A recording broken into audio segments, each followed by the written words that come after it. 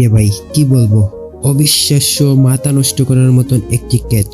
এই Ethan Brooks ছেলেটার dedication দেখে সত্যি অবাক হই। এটা দেখে সবারই মাথা ঘুরে যাওয়ার মতন অবস্থা।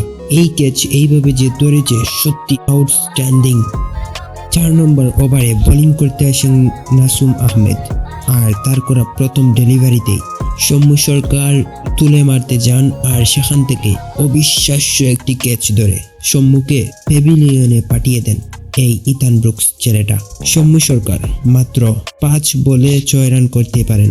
এরপর ক্রিজে আসেন মুনিম শাহরিয়ার। সিলেট টাইটান্সের উইকেট কিপার ব্যাটসম্যান 65 করতেছিল। প্রথম বল ধরে দ্বিতীয় বলে 4 মেরে শুরু করার পর ভাগ্য তার সহায় হয়নি, রান আউট হয়ে ফিরে যেতে হয়। 3 বলে 4 রান করে। ইতিমধ্যে সিলেট টাইটান্স এগিয়ে যাচ্ছে, দেখা যাক কি হয়। আপনার মন্তব্য মতামত অবশ্যই কমেন্ট বক্সে দেখতে চাই।